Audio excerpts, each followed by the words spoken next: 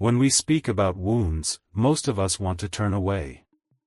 We want to forget them, bury them, cover them with a smile, or disguise them as if they never happened. But Carl Jung once reminded us that the very place where we are broken, the very scar we try so hard to hide, is the beginning of our journey toward the self. The wound is not simply damage, it is a doorway. And to deny it is to deny our own soul's call toward wholeness.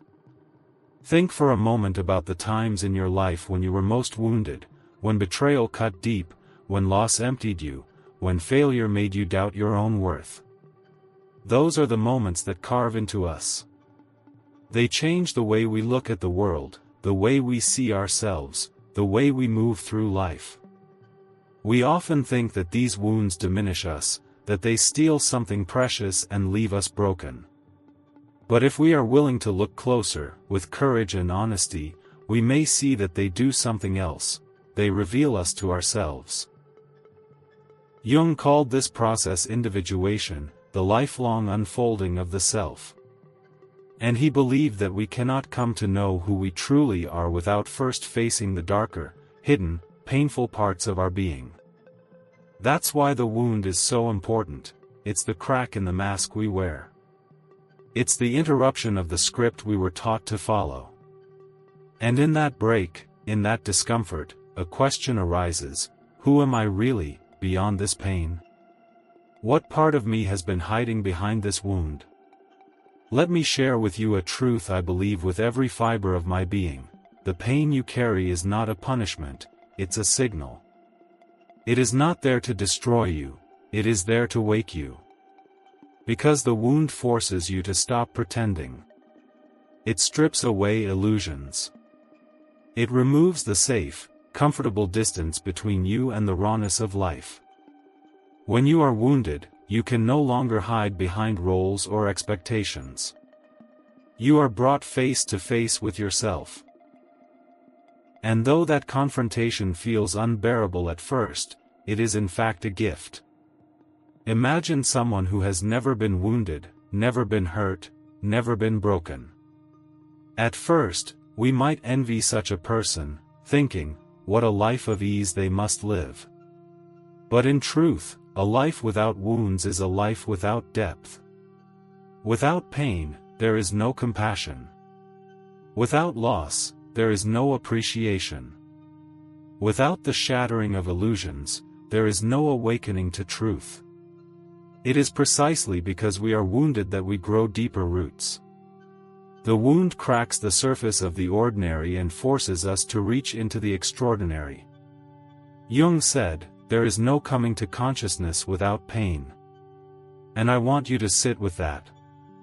Consciousness does not emerge when everything is perfect, when the road is smooth, when life feels easy. Consciousness emerges when the ground shakes, when the heart breaks, when the mind cannot explain away what the soul already knows. It is then, in the wound, that we finally ask the questions that matter. Why am I here? What is the meaning of this suffering? What is my life really about? I often think of the wound as a mirror. You may not like what you see in it. You may want to turn away. But the wound reflects the truth of your being. It shows you the parts of yourself you didn't want to acknowledge, the vulnerability, the fear, the longing for love, the hunger for meaning. And yet, it also shows you your strength. You cannot see the depth of your courage until you have to rise from pain. You cannot know the size of your heart until it is broken and still chooses to love. There is a reason stories of transformation, stories of redemption, stories of great achievement, always begin with a wound. The hero does not start whole. The hero begins in brokenness, in loss, in struggle. And it is only through confronting the wound that the hero discovers who he or she really is. That is not just myth, it is psychology. It is your life and mine. But here is the challenge: most of us don't want to face our wounds. We numb them. We run from them. We tell ourselves, "I'm fine," when deep down we are not. We keep busy, we distract ourselves, we blame others, we bury our pain under layers of denial. And in doing so, we don't escape our wounds, we carry them deeper into the unconscious. Jung warned us of this: what you do not face consciously will control you unconsciously. The wound you refuse to look at becomes the pattern that keeps repeating in your life. You see, unhealed wounds don't disappear. They become habits. They become fears that limit you. They become anger that leaks out in relationships. They become self-doubt that holds you back from your calling. The wound you refuse to face will own you. But the wound you turn toward, with honesty and courage, will free you. Because when you face it, you begin to learn its message. You discover that what once felt like death is in fact the beginning of life. Let's not forget, the wound is also sacred. Across cultures, the idea of the wounded healer appears again and again. The shaman, the prophet, the wise elder, they do not become healers in spite of their wounds, but because of them. They suffered, they faced the darkness, they found meaning, and now they carry that wisdom to others. This is not just mythology, it is the lived truth of every person who chooses to transform suffering instead of letting suffering destroy them. And this is where your story comes in. Whatever wound you carry, whether it's rejection, betrayal, loss, failure, trauma, know this: it is not the end of your story. It is the beginning. It is the raw material through which your soul wants to create something new. The wound asks you not to close off, but to open up. It asks you not to hide, but to reveal. It asks you not to despair, but to find meaning. Sometimes people ask me, "But why me?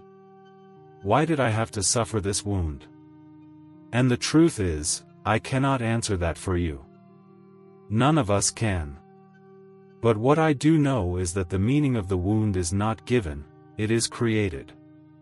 You give it meaning by what you do with it. You give it meaning when you let it teach you, shape you, deepen you, awaken you. You give it meaning when you refuse to let it be the end of you and instead allow it to be the birthplace of something greater.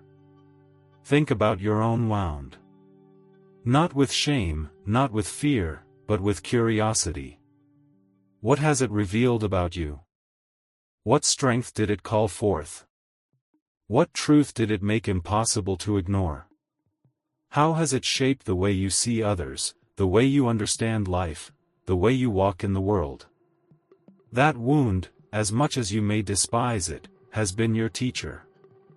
It has already given you gifts, whether you see them yet or not. And here is what I want you to take with you: the wound is not a sign of weakness. It is a sign of depth. It means you have lived, you have loved, you have risked, you have felt. And because you have been wounded, you have access to a wisdom that those who never faced pain cannot know. Your wound is not the end of your story, it is the place where your real story begins. So when you leave here, I want you to stop running from your wounds. I want you to stop hiding them. Instead, turn toward them. Sit with them. Listen to them. Because your wound is the gateway to your deepest self. And if you have the courage to walk through that doorway, you will find not only healing, you will find yourself. The wound is your gift. Carry it with humility, with courage, and with faith that it is leading you toward the wholeness you were always meant to claim. Your wound is not there to break you, it is there to reveal you. And when you honor it as the beginning of your journey, you will discover that what you once thought was your greatest weakness is in fact the birthplace of your greatest strength. Carl Jung said something that strikes at the very core of human existence: one does not become enlightened by imagining figures of light, but by making the darkness conscious. What he meant is this: our growth, our wholeness, our true transformation do not come from denying the painful, messy parts of ourselves. They come from facing them. They come from daring to look into the shadows we spend so much time running away from. Now, let's be honest. We all have a shadow. Every single one of us. The shadow is not just what we don't like about ourselves, it's also everything we've pushed down, denied, or hidden because the world told us it wasn't acceptable. It's the anger you were told was too much. It's the sadness you were told to get over. It's the ambition you were told to suppress. It's the vulnerability you were told to hide. It's the truth of you that was locked away in order to survive. And here is the paradox: the wound is often the doorway to that shadow. When life wounds you, when suffering cracks your identity, the shadow comes flooding forward. Suddenly, you see the sides of yourself you didn't know existed. Rage you didn't know you were capable of. Grief that feels like an ocean. Desperation that terrifies you. Vulnerability that makes you feel naked and exposed. And yet, this is where the power lies. Because the shadow is not your enemy. It is the part of you that holds your deepest energy, your rawest humanity, your untapped potential.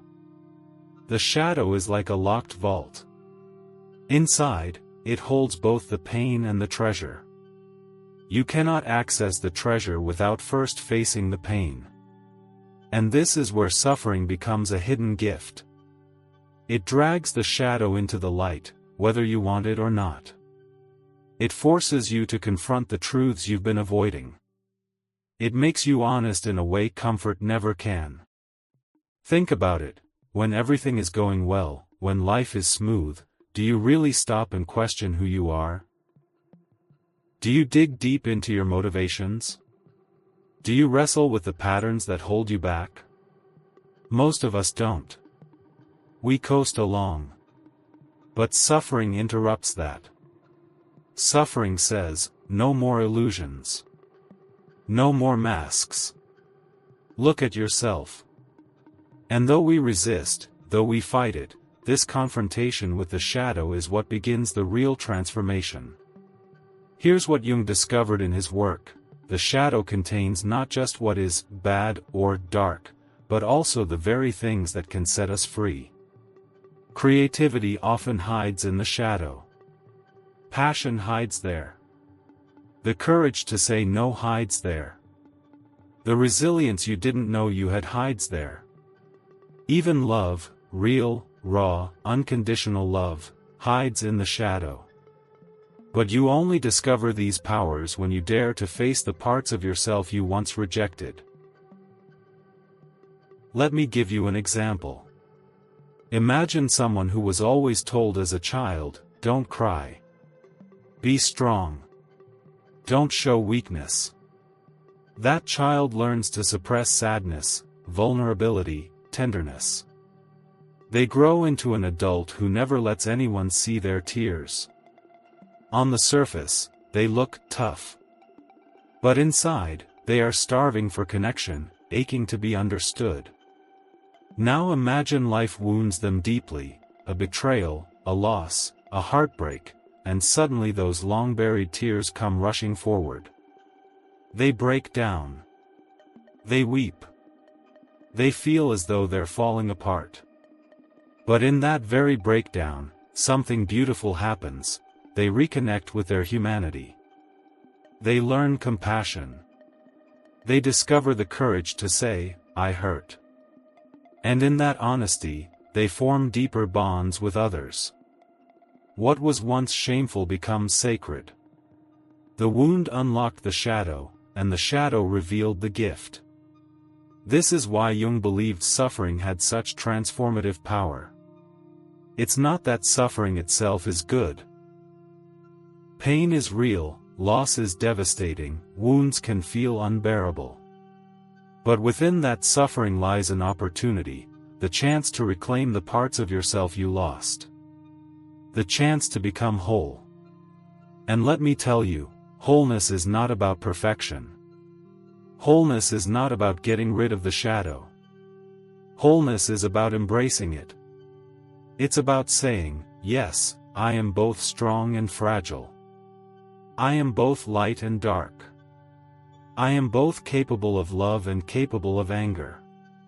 I am human, in all my complexity. And that's enough. Now, some of you might be thinking, but what if my shadow is too much?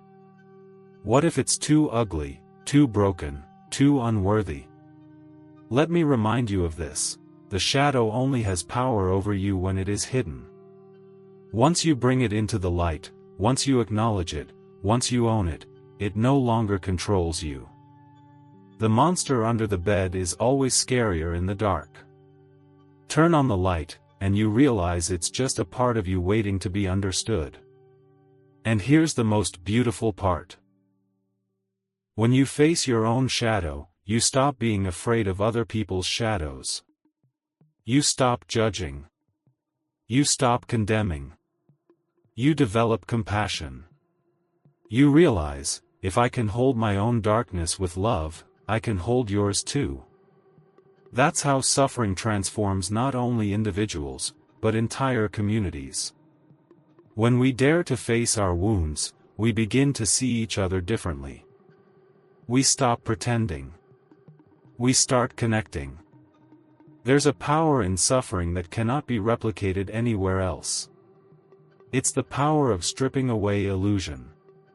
The power of breaking open the heart. The power of confronting the shadow and finding not just pain, but hidden strength.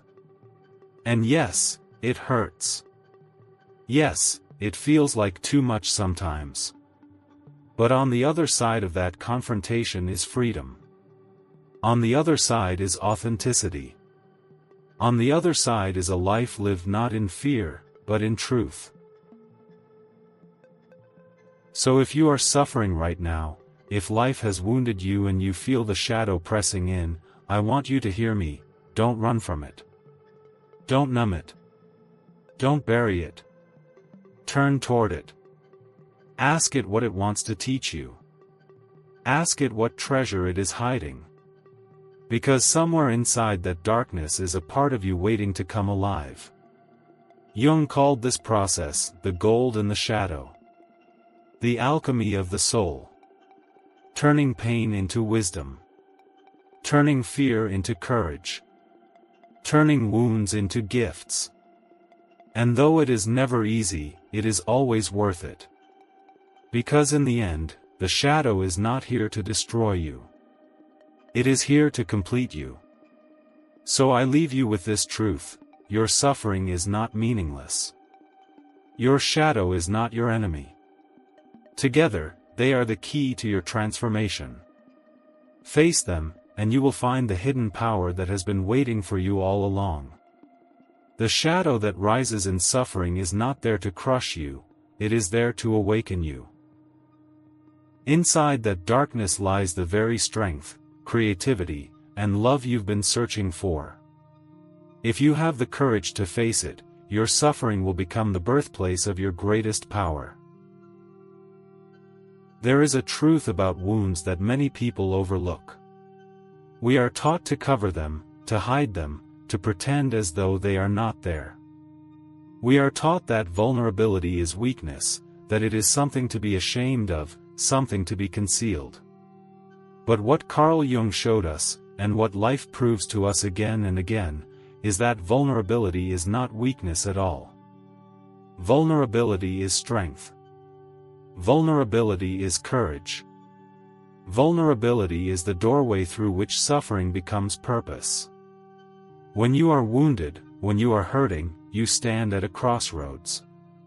You can either retreat inward, closing yourself off from the world, hiding your pain, building walls so no one can see what you are going through.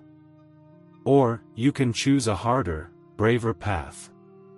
You can allow yourself to be seen in your struggle.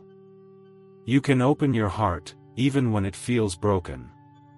You can risk vulnerability. And in doing so, something extraordinary happens: you find connection. Connection is not built through perfection. It is not built through the polished image, the flawless smile, or the carefully crafted mask we present to the world. Connection is built in truth. Connection is built in the moment you look at someone and say, "Me too.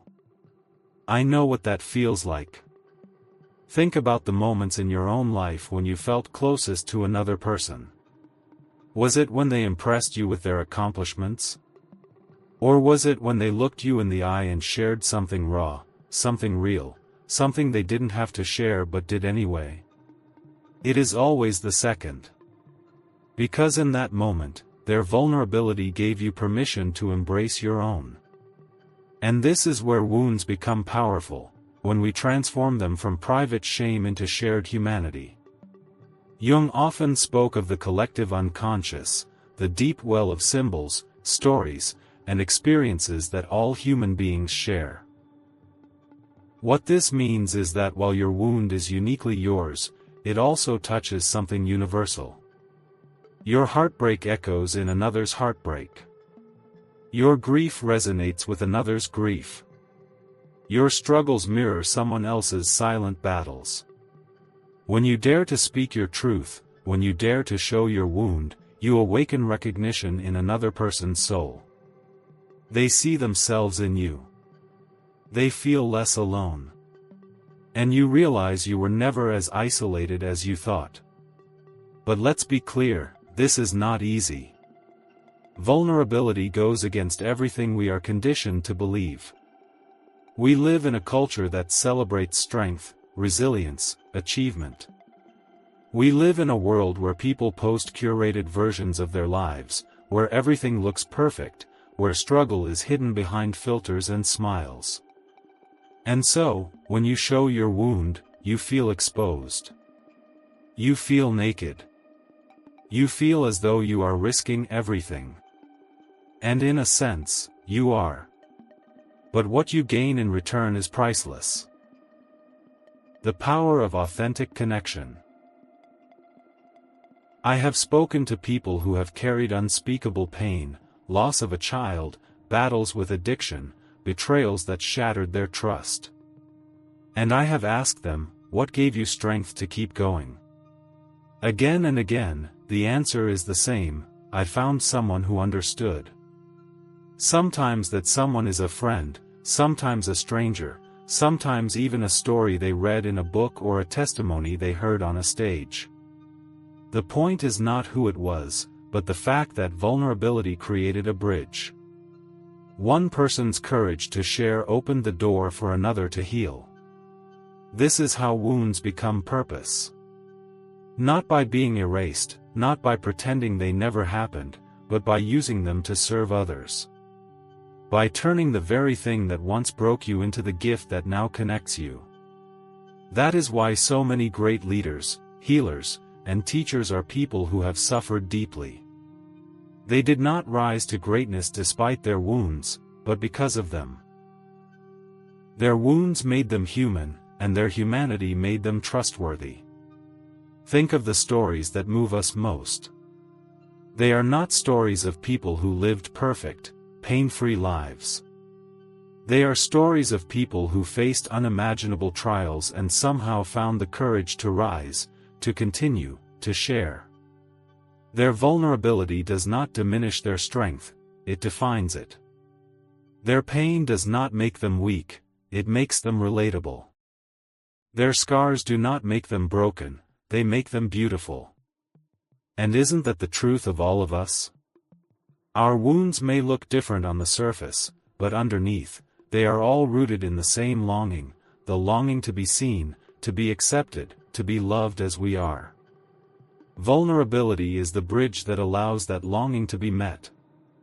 Because only when you show your true self, wounds and all, can others truly love you. Only when you stop hiding can you be fully embraced. Now, let's take this deeper. Jung believed that when we face our wounds honestly, we not only heal ourselves, but we contribute to the healing of the collective. Your individual suffering, when shared, ripples outward. It gives others courage. It shifts the culture. It begins to undo the toxic belief that we must all suffer in silence. Think about how many lives could be changed if we created a world where vulnerability was celebrated instead of shamed. Imagine a generation raised not to hide their wounds, but to honor them, to learn from them, to share them as gifts. That is the invitation of suffering, to transform isolation into connection, and connection into purpose. And purpose is what gives our wounds meaning. Without purpose, pain feels empty, pointless, cruel. With purpose, pain becomes a teacher, a guide, a catalyst for growth. When you use your wound to reach back and help someone else, you redeem your suffering. You give it value. You transform it into something sacred. And purpose doesn't always mean grand gestures. Sometimes purpose is as simple as listening. Sometimes it's being willing to say, "I've been there, and I'm here for you." Sometimes it's sharing your story at the right moment, giving someone else hope. And sometimes it is simply living with authenticity, refusing to hide, showing others that it's okay to be human. Your wound, once transformed, becomes a lantern. It lights the path not only for you, but for those who come after you. And that, my friends, is what it means to turn vulnerability into connection and purpose. So, if you are carrying a wound today, if you feel broken, if you feel ashamed, let me remind you of this: you are not alone. Your wound is not meaningless. And if you have the courage to share it, to live it honestly, it may become the very thing that saves someone else. Because at the end of the day, we don't bond over perfection. We bond over imperfection. We don't connect through our victories. We connect through our struggles. We don't inspire others by hiding our scars. We inspire them by showing we survived. That is the power of vulnerability. That is the purpose of the wound. Your wound becomes your gift the moment you stop hiding it and start sharing it. Vulnerability is not weakness, it is the greatest act of courage. And when you allow your pain to connect you with others, you transform suffering into purpose, and your life into a beacon of hope. There comes a time in every journey of suffering when we begin to notice that the wound is not the end of the story. For a long time, it feels like it is. It feels like the breaking point, the final chapter, the place where hope goes to die. But then, quietly, almost without us noticing, something begins to change. The wound begins to close. The pain softens. What was once unbearable becomes something we can carry. And one day, we look back and realize that what was once open flesh has become a scar. And here is the beautiful truth: the scar is not something to be ashamed of. The scar is not ugliness, not proof of weakness. The scar is proof of survival. It is the visible reminder that we went through fire and came out the other side. It says to the world, "I was hurt, but I healed. I was broken, but I am whole again. I was brought low, but I rose." Carl Jung believed that the path to wholeness always involves a confrontation with suffering. To ignore pain, to bury it, to deny it, is to remain incomplete. But to walk through it, to integrate it, to carry it forward with courage, that is the process of individuation, the process of becoming fully ourselves. And the scar is the symbol of that process. It is not the same as the wound, because the wound bleeds, the wound isolates, the wound consumes. The scar, on the other hand, speaks of healing. It reminds us that while we will never be exactly who we were before, we can be something even deeper, even stronger, even more compassionate. Think about the stories that move you most. Think about the people you admire, the ones whose presence carries a kind of gravity. Almost always, they are people who bear scars. Not necessarily visible scars, but scars of the heart, scars of the soul. They have been through something. And because they have been through it, they carry a wisdom, a depth, a humility that those untouched by suffering often do not.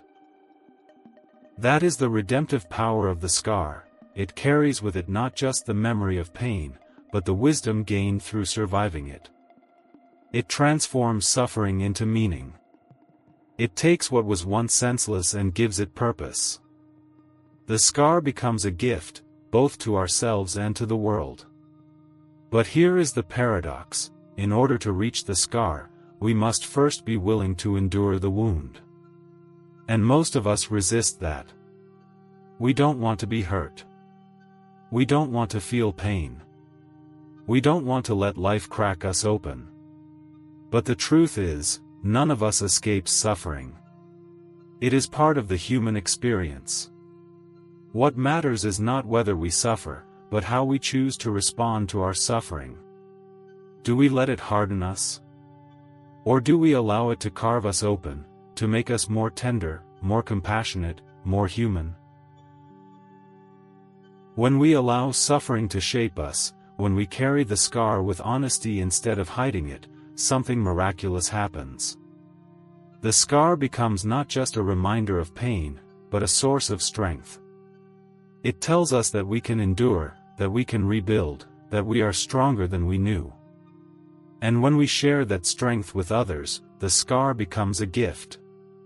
It becomes a lantern, a testimony, a beacon of hope for those still in the darkness of their wounds. I want you to imagine this for a moment. Imagine someone you love is going through a deep struggle. They feel lost, broken, without hope. Now imagine you walk into their life and you share your story. You show them your scar. You tell them, I have been where you are. I have felt that despair. I have cried those tears. And I am still here. Do you see the power in that? Suddenly, their pain feels less isolating. Suddenly, they believe healing is possible. Your scar becomes their hope. And this is the redemptive power Jung pointed toward. The scar is not just a personal marker, it is collective medicine. It is the proof that suffering, when faced and integrated, can be transformed into wisdom and love. The scar teaches us resilience. The scar teaches us empathy. The scar teaches us that even in our brokenness, we can become whole. Now, let me tell you something important: redemption does not erase the past. Redemption does not mean you forget what happened to you, or that the pain never mattered. Redemption means you take what happened and weave it into a larger story. You take what tried to break you and turn it into something that builds you. Redemption is the process of saying, this pain shaped me, but it does not define me. This scar marks me, but it does not diminish me. In fact, it has given me a gift I would never have found otherwise. And what is that gift? It is the gift of perspective. The gift of compassion. The gift of purpose. The gift of knowing who you are, and what you can survive. The gift of being able to walk into another person's suffering and stand with them, not with pity, but with solidarity. Because you have been there too. This is why so many people who carry scars become healers, leaders, storytellers, visionaries. They take what hurt them and use it to serve others. They use their pain as fuel for creativity, for service, for building bridges of understanding. They know the language of suffering, and so they can speak directly to the hearts of those who are hurting. Their scars make them trustworthy. Their scars make them real. But remember, the scar only becomes a gift if we are willing to show it. If we hide it, if we cover it with shame, if we pretend it never existed, then it cannot serve its purpose. The redemption lies in the sharing, in the openness, in the courage to stand before the world and say, this is where I have been, and this is who I am now. Your scar is not weakness. Your scar is your badge of survival. Your scar is your gift. So I want to invite you, right now, to think about your own scars. Not the wounds that are still bleeding, that time will come, but the places in your life where you have healed.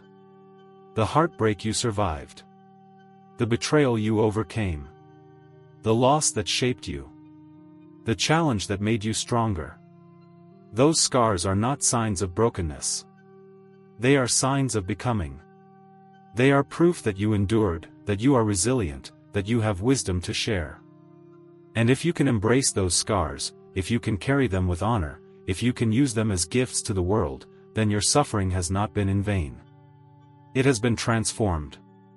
It has been redeemed. Because in the end, what Carl Jung understood, and what life teaches us, is that wholeness does not come from avoiding wounds.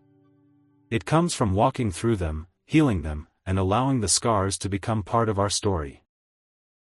And when we do that, when we live from our scars instead of hiding them, we give others permission to do the same. We create a world where vulnerability is celebrated, where suffering is not silenced, where scars are not hidden, but honored. And that, my friends, is the gift of the wound. That is the redemption of the scar. Your scars are not signs of weakness. They are proof of survival, proof of healing, proof of transformation. They are your testimony, your wisdom, your gift. Carry them with pride, share them with courage, and let them light the way for others still searching in the dark.